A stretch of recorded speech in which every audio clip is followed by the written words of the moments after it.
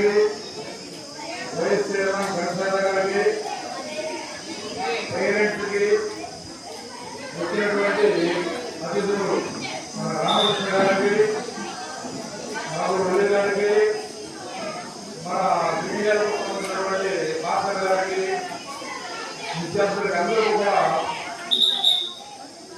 అందరికీ స్వాగతం సుస్వాగతం.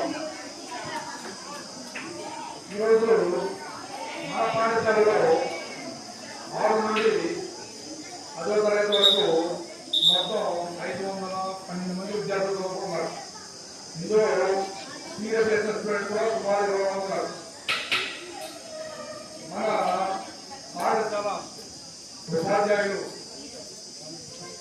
బయట ఉన్నటువంటి పిల్లలు నమోదు కానీ 5వ తరగతి కంప్లీట్ చేసిన వాళ్ళు 6వ తరగతిలో జాయిన్ చేయడం కానీ ప్రత్యేకమైనటువంటి శ్రద్ధ వహించడం వల్ల ఈ సంవత్సరం 6వ తరగతిలో కూడా ఎక్కువ మంది ఎన్రోల్మెంట్ చేయడం జరిగింది. ఇక గత సంవత్సరం 10వ తరగతి ఫలితాలు వస్తే కొంత ఆసక్తికరంగా అనిపించలేదు. అయినప్పటికీ 50% అవ్వగానే పర్సెంటేజ్ అనేది ఉండడం జరిగింది. ఇందులో హిందీ సబ్జెక్ట్ అయితే 100% పర్సెంట్ అనేది ఉండడం జరిగింది. ప్రమోషన్ ఈ విద్యాపత్రం కూడా మిషన్ మార్చేటువంటి కార్యక్రమంలో ఇప్పటి నుంచే అంటే ఈ నెల నుంచే 4 to 5 స్పెషల్ రిజల్ట్ క్లాసులు తీసుకోవడం జరుగుతుంది. ప్రతిరోజు లెసన్ చెప్పడం, దాని మీద స్విచ్ చేసుకోవడం నిర్వహించడం జరుగుతుంది.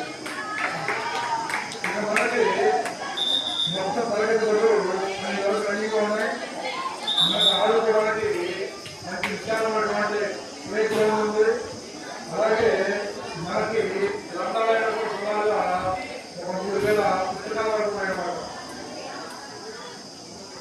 ఇక మనం కొత్త చేతమ్మ మధ్యాహ్న భోజన పథకం ద్వారా చాలా అందిస్తున్నాం.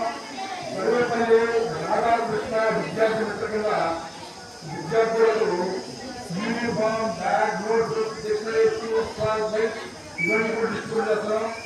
అలాగే మనకు ముగ్గురు పీరియడ్ ఉండడం వల్ల వాళ్ళకి మాస్క్, యోగా, క్రీడ లాంటివి కూడా ఇక్కడ నిర్వహించడం జరుగుతుంది. ఇక పోలీసుల మెగా పీరియడ్ అప్పుడు మన చైర్మన్ గారు కొన్ని సజెషన్ చెప్పారు. ఫస్ట్ మారలేదు, ఇప్పుడు ప్రతి తరగతి కూడా ఒక కూలింగ్ క్యాన్ ని మేము ఏర్పాటు చేస్తున్నాం. దీనికి మన పీరియడ్ అన్ని కూడా దగ్గర నుండి వాటర్ అనేది ఆ క్యాన్ తెప్పించి ప్రతిరోజు డిస్ట్రిబ్యూట్ చేపిస్తున్నారు. అలాగే 6వ క్యాన్ కూడా రిపేర్ చేయించాం. ఇంకట్లాగే మన పాఠశాలలో పర్మనెంట్ ఎడ్యుకేషన్ మెంబర్ కన్ అనేది అందరికీ ఏర్పాటు చేస్తున్నాం. దీని ద్వారా వాళ్ళు ఏ సంవత్సరం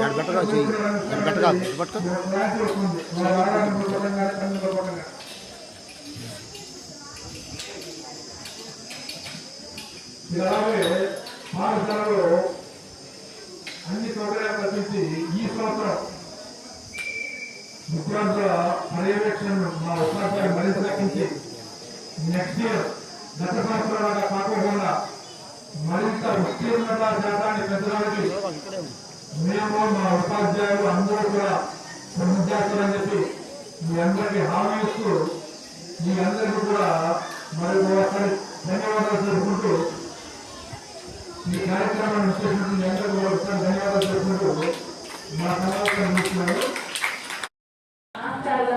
తల్లిదండ్రులకు అందరికీ నా స్వాగతం, సుస్వాగతం. మా పిల్లలకి మనం ఇచ్చే ఆస్తి వేరే ఏదో కాదమ్మా. స్థలాలు, పొలాలు ఇవ్వాలి, మంచి చదువు చెప్పించాలి. మన నారా లోకేష్ గారు చెప్పే ప్రతి మాట ఇదే. పిల్లలకి మనం ఇచ్చే ఆస్తి సంపద వేరే ఏది కాదు, చదువు. క్రమశిక్షణగా రోజు స్కూల్కి పంపించండి. వాడు ఏం చేస్తున్నారో లేదో చూడండి. వర్క్ చేస్తారా లేదా అని గమనించండి. పిల్లల నడవడిక ఎలా ఉందో గుర్తించండి.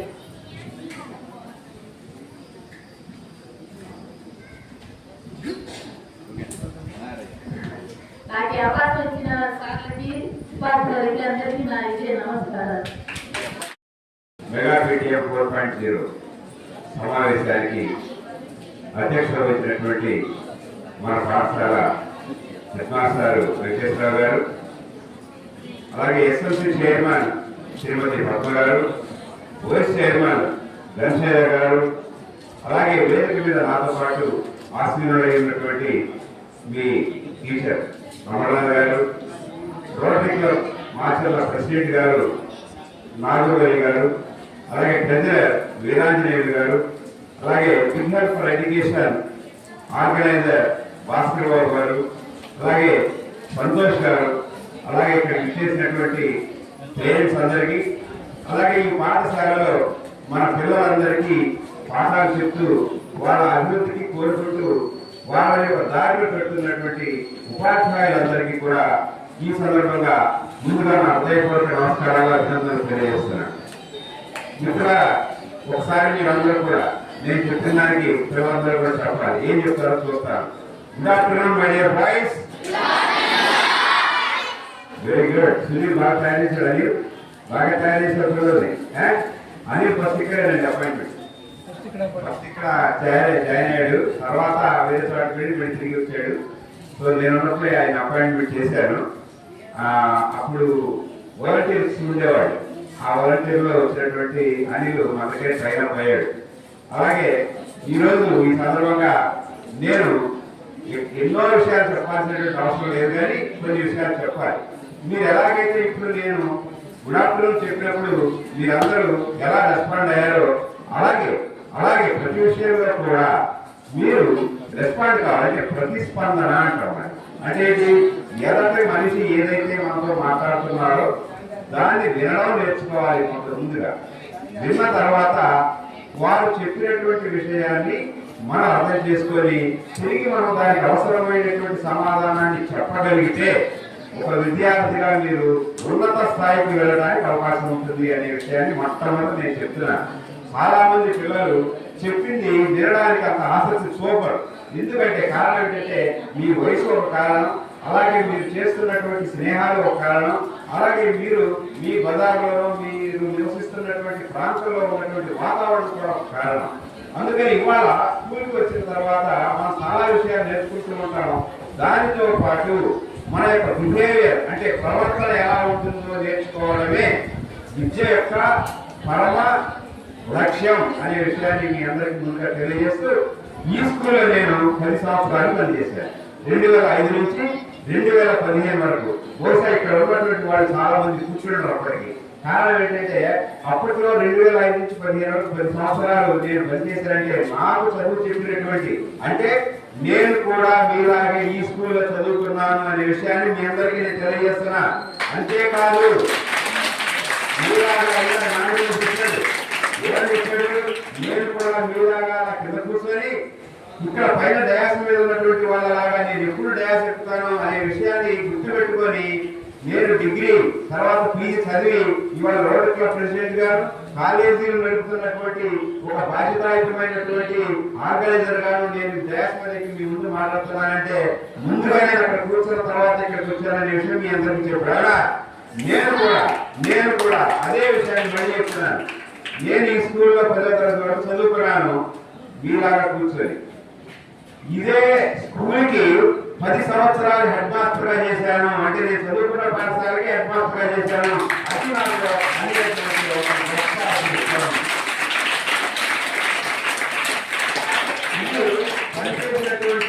పనిచేసినటువంటి చదువుకున్నటువంటి పాఠశాలకి హెడ్ మాస్టర్ గా పనిచేయడం అనేది చాలా గొప్ప అదృష్టం. చాలా మంది కళలు ఉన్నాయి. నాకు చదువు చెప్పినటువంటి మాస్టర్ చాలా మంది అనేవాళ్ళు, మేము వచ్చి అడ్వాన్స్ సీట్ లో కూర్చోవాలి అంటే ఎంతో కష్టపడి 35 సంవత్సరాలు సర్వీస్ చేసినా సరే కూర్చోలేకపోయినాము.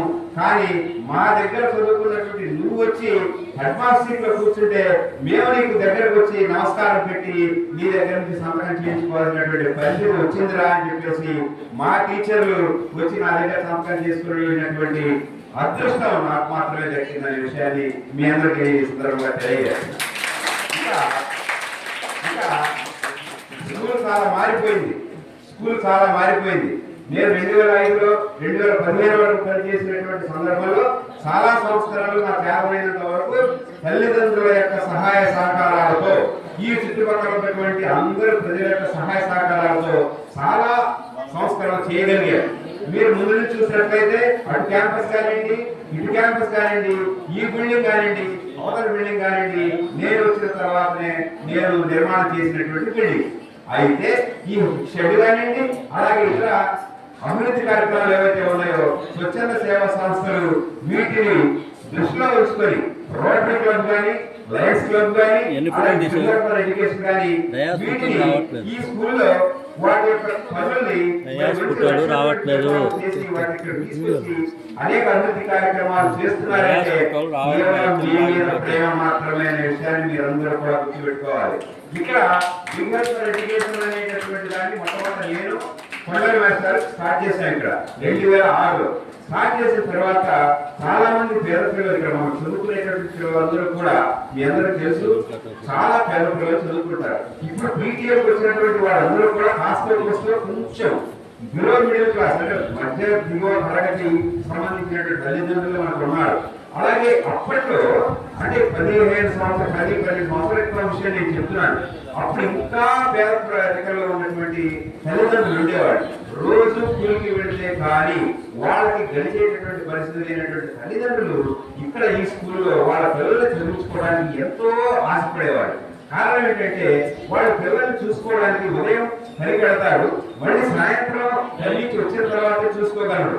ఈ మధ్యలో పిల్లలందరూ కూడా ఆ పిల్లల్ని చూసేటువంటి బాధ్యత మాకు అక్కడ చెప్పారు. కాబట్టి ఈ స్కూల్లో చదువుతున్నటువంటి పిల్లల్ని కాస్త పుస్తకం పైకి తీసుకురావడానికి అనేక రకాలైన పథకాలు ప్రవేశపెట్టడం జరిగింది.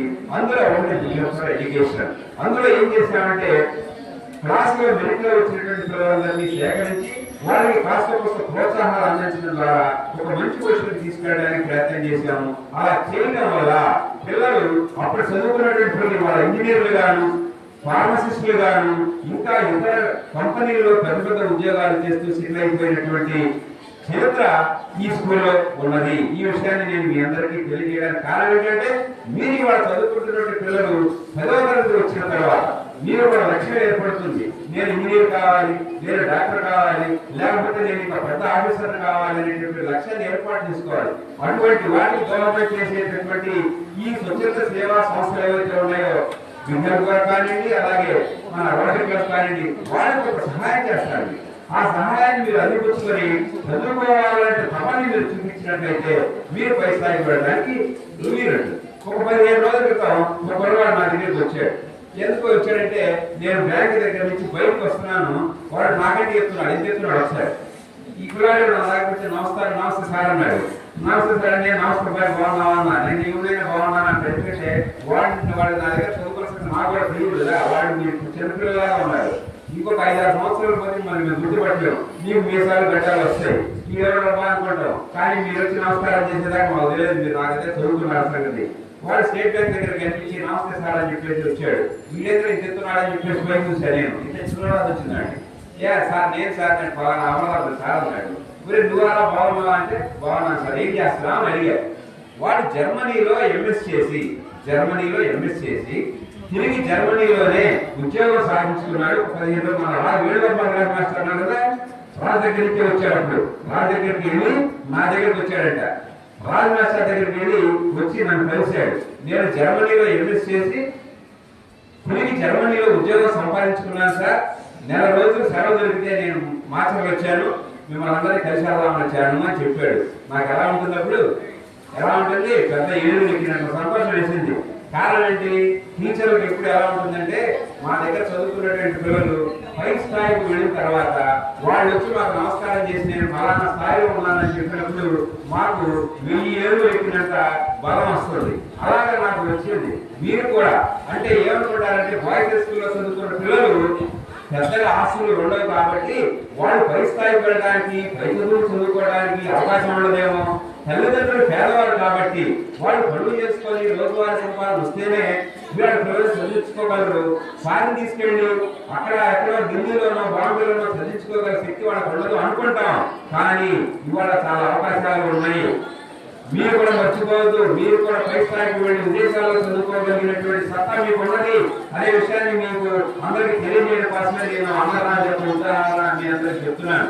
కాబట్టి వాడు చెప్పాడు, నేను ఏం చేస్తున్నాను అంటే నేను అక్కడ ఎంఎస్ చేసిన తర్వాత సాఫ్ట్వేర్ ఇంజనీర్ గా స్థిరపడ్డాను అని చెప్పాడు. వారికి అందరం కూడా అభినందనలు తెలియజేయాలి.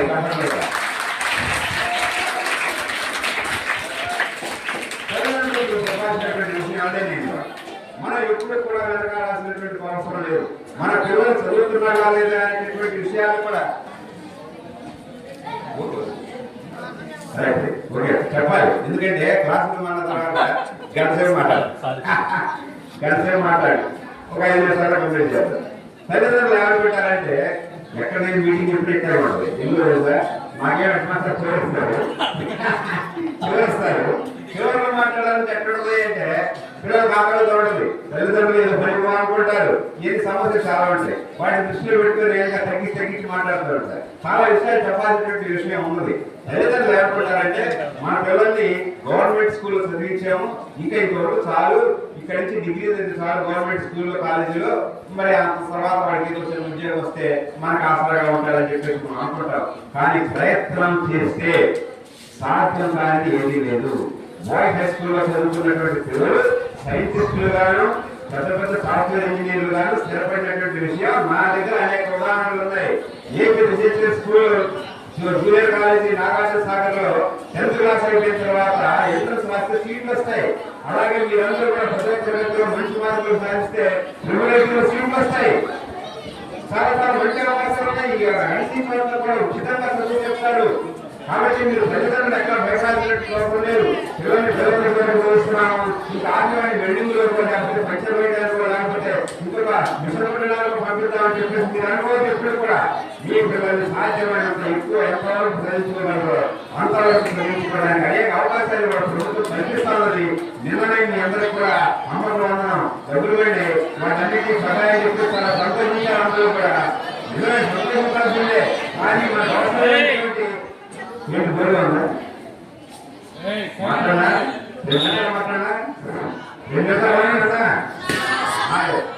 అమ్మకి వందల డబ్బులు వచ్చిన తర్వాత చాలా మంది సంతోషపడతారు. ఎందుకంటే ఏదో ఖర్చులు పెరిగిపోతాయని చెప్పేసి.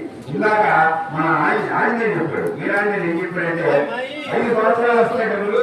ఈ 5 సంవత్సరాలు మీరు దృష్టి చేసుకుంటే ఇంటర్మీడియట్ 1,00,000 2 లక్షలు కట్టేటటువంటి సందర్భంలో మీకు చాలా ఉపయోగపడతాయి డబ్బులు అని చెప్పేసి చాలా మంచి ఉదాహరణగా మంచి ఐడియా చెప్పారు. ఒకసారి ఆంజనేయులకు సంబరపడ్డాను. మీరు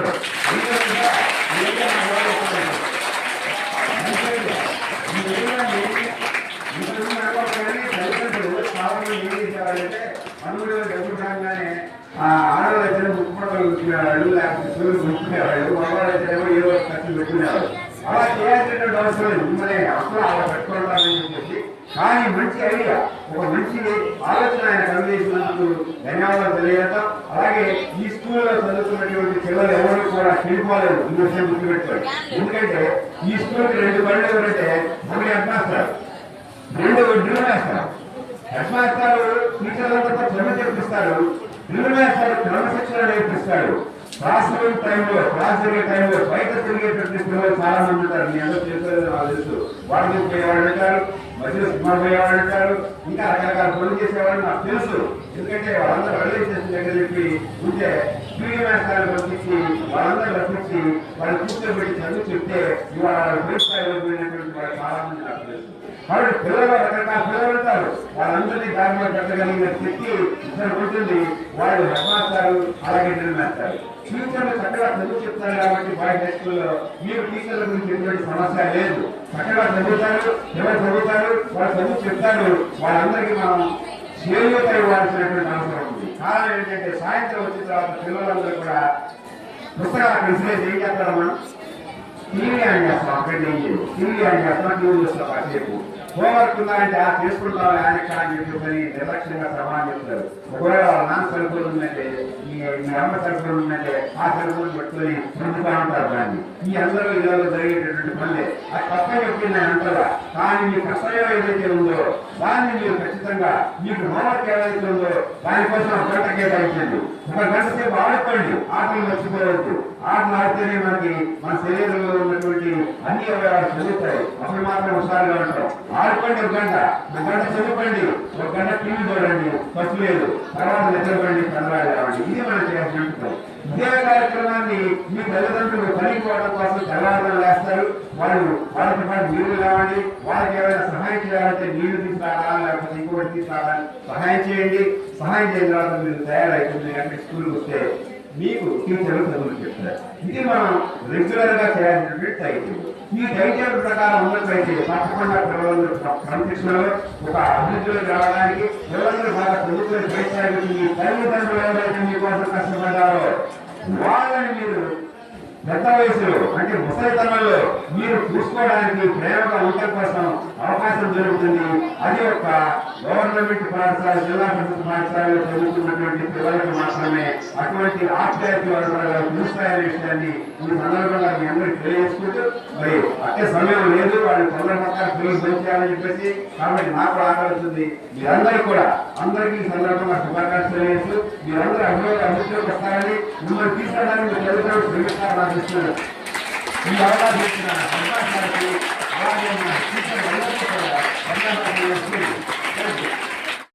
నేను కూడా మీతో పాటు ప్రజలందరూ కూడా మాట్లాడుతూ ఉంటే నడుమ వేసుకొని బాస్కెట్ వేసుకొని కూర్చున్నటువంటి ఒక స్టూడెంట్ నేను మీకు ముందే చదువుకున్నటువంటి పాఠశాల విద్యార్థిని వేరే స్టూడెంట్ అన్నట్టుగా ఆ రోజు ఆలోచిస్తున్నట్టు గుర్తు ఆలోచించేవాడిని. అంటే పెద్దవాళ్ళైతే స్టూడెంట్స్ మాట్లాడుతున్న వాళ్ళు అంటే గౌరవంగా అంటే స్టూడెంట్స్ మాట్లాడగలిగే గౌరవం తెచ్చింది వాళ్ళు అనుకునేవాడిని. కానీ ఈరోజు ఆ గౌరవం నాకు లేదు. ఎందుకంటే నాకు విద్యార్థులు నేర్పిస్తున్నటువంటి గౌరవం నీకు ఆడుకుంటున్న వారి పక్కన నేను కూర్చున్నాను. మనం ఏ విషయం నేర్పిస్తున్నటువంటి ఆంగ్లేయ పక్కన నా పక్కన వాళ్ళు కూర్చున్నారు. మీరు ఆ విద్యార్థులకు సంబంధించి క్రమశిక్షణతో చదువుకొని ఉన్నతమైనటువంటి ఆశయంతో ఎదగాలనేటువంటి పిల్లలు ఎవరైతే ఉన్నారో తప్పకుండా మంచి చేయడానికి అవకాశం కలుగుతుంది. అలాంటి ఒక ఉన్నతమైనటువంటి ఆశయంతో చదువుకోండి, ఉన్నతమైనటువంటి స్థితికి చేరాలనేటువంటి కోరిక చదువుకోండి. అలా చదువుకున్నటువంటి విద్యార్థులకి పాఠశాలలో కలిగి ఉన్నటువంటి ఉపాధ్యాయులు 8 గంటల పాటుగా మంచి క్రమశిక్షణ ఇవ్వడానికి కోసం మా ప్రయత్నాన్ని కొనసాగిస్తూ ఉంటాం. కానీ మిగిలిన సమయంలో కూడా వారి యొక్క ఉద్యోగ భవిష్యత్తుకి మార్గం చూపించవలసినప్పుడు వారు తల్లిదండ్రులు మీరే. మరి మీరు చేయవలసిన పని ఏంటంటే ఇంట్లో ఒక మంచి వాతావరణాన్ని కలగజేయండి, పిల్లలు చదువుకోవడానికి కావాల్సిన మంచి ఆలోచన కలగజేయండి, వారికి సంబంధించినటువంటి ఆశయాలు తెలియజేయండి, మీ మనసులో ఉన్నటువంటి కోరికలు తెలియజేయండి. ఆ స్థితిలో వారు ఎదగడానికి కావాల్సినటువంటి అన్ని వసతులు కల్పించడం ద్వారా మాత్రమే మీ కోరినటువంటి కోరికల మేరకు వాళ్ళు ఎదగడానికి అవకాశం కలిగి. ఇలా ఏం చేద్దామంటే మొక్కలుగా ఉన్నప్పుడే మీరు జాగ్రత్తగా సంరక్షించుకుంటే ఆ ఎదిగిన తర్వాత వచ్చేటువంటి ప్రతిఫలాలు ఏవైతే కలిగి ఉన్నాయో వారితో పాటుగా మీరు కూడా అనుభవించే అవకాశం కలిగి ఉంది. అట్లాంటి ఒక తల్లి తండ్రికి సంబంధించినటువంటి సాధారణ స్థితిలో ఉన్నటువంటి తండ్రి, రోడ్డు మీద మిషన్లు పుట్టుకున్నటువంటి తండ్రి యొక్క ఆశయం మీద చదువుకున్నవాడు నేను కూడా. అంటే వాళ్ళు చదువుకున్నప్పుడు చెప్పిన అంశం ఏంటంటే ఎండకు వాడికి చలికి ఇబ్బంది పడకూడదు, నా కుమారుడు నా పిల్లవాడు ఇబ్బంది పడకూడదు అనేటువంటి కోరిక ఎప్పుడు చెప్తున్నాడు నాకు. అంటే రెండు మీరు బాగా చదువుకుంటే బాగా ఉండదా అని అటువంటి ఆలోచనతో పిల్లలతో పంచుకోండి. ఆ పిల్లలు కూడా ఎదురుగా మీరు ప్రయత్నించండి, ఒక మంచి వాతావరణం కలగజేయండి. వాళ్ళ యొక్క ఉన్నత స్థితికి మీరందరూ తప్పగా పాటుపడతారని కోరుకుంటూ ఈ పాఠశాలకు సంబంధించినటువంటి చిన్న చిన్న సమస్యలు మీరు కూర్చునేటువంటి పనులు బాగా రిపేర్ అవుతున్నాయండి, బాగా ఇబ్బందిగా ఉంది కూర్చోడానికి. హెచ్ఎం సార్ గారు టీచర్ల ద్వారా ఈ విషయం చెప్పడం ద్వారా కేసీపీ మేనేజ్మెంట్ ఆగస్టు 1 వీక్లో వారు ఇక్కడ సంప్రదించి మీ బెంచ్లు మొత్తం కూడా క్లీన్ చేస్తాం కదా సార్, రిలీవ్ ద్వారా కానీ మొత్తం రిపేర్ చేస్తాం కానీ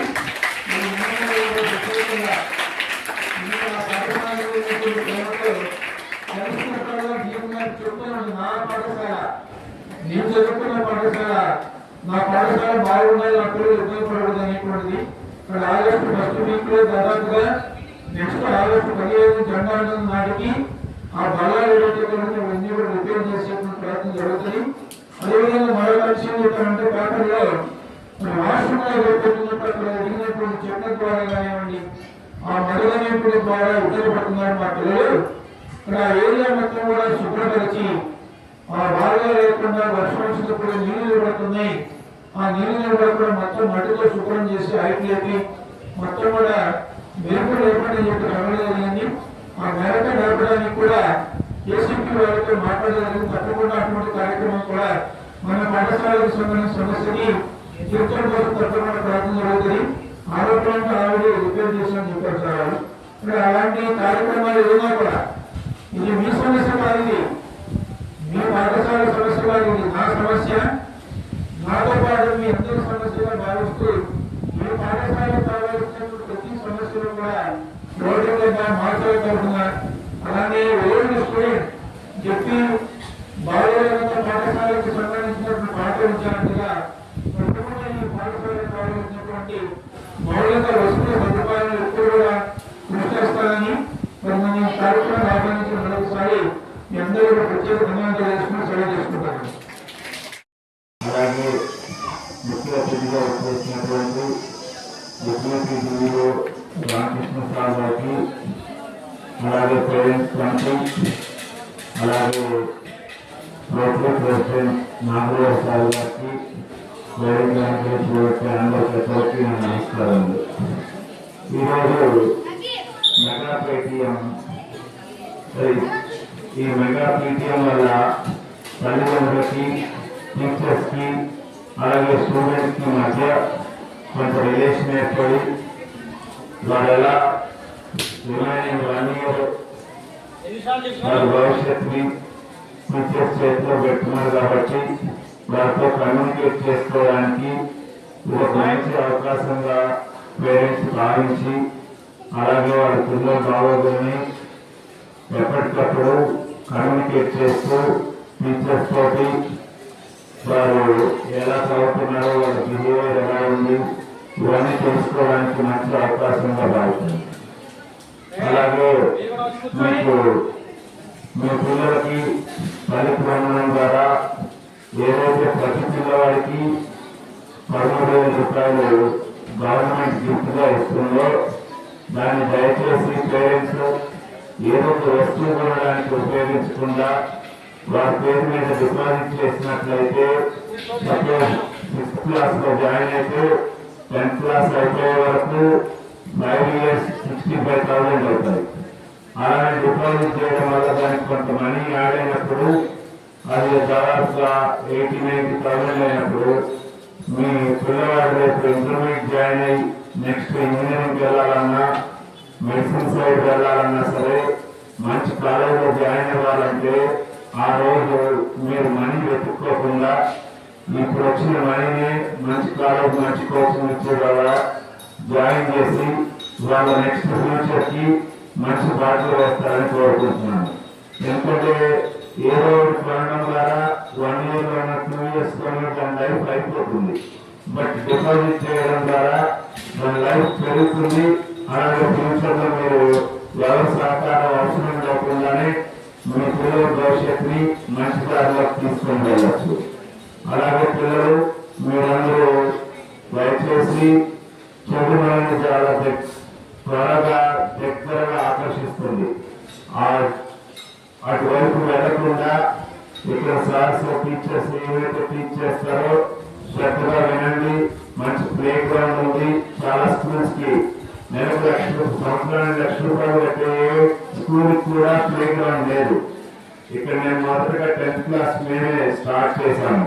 అప్పుడు ఈ గ్రౌండ్ అంతా ఉండకపోతూ ఉంటే మేమే అంతా సమ్మర్ అంతా గొడ్డలు గొడవలు అన్ని తెచ్చుకొని ప్లే గ్రౌండ్ తయారు చేశాము ఒకప్పుడు. కాబట్టి మీరు ఆహ్లాదంగా ఆడుకోవడానికి మీకు మంచి భవిష్యత్తు ఏర్పడుతుంది. అలాగే సోమవారం నుంచి మీకు అమరావతి ఛాంపియన్షిప్ స్టార్ట్ అవుతుంది కాబట్టి దాంట్లోనే పాల్గొని మీలోని క్రీడా స్ఫూర్తిని, క్రీడాకారుని బయటకు తీసుకురావడానికి మీ పీటీ సార్ అయిన అనిల్ సార్ కూడా బాగా తోడ్పడతారు. అట్లానే మీ ఆరోగ్య దాంట్లో మీకు ఇబ్బందిగా ఉన్నారు కానీ నాకు తెలిసిన టెక్నీషియన్ ని వెంటనే పంపించి ఆ రోజు సాల్వ్ చేయించాను మొత్తం. అదే మీ అందరికీ మా తరఫున ఎప్పుడూ సహకారం ఉంటుంది. దాన్ని మంచి మార్గంలో మీరు నడుస్తూ మా మంచి సహకారాన్ని ఉపయోగించుకోవాల్సిందిగా తెలియజేస్తున్నాను. ఈ అవకాశం ఇచ్చినటువంటి ప్రజలందరికీ ధన్యవాదాలు.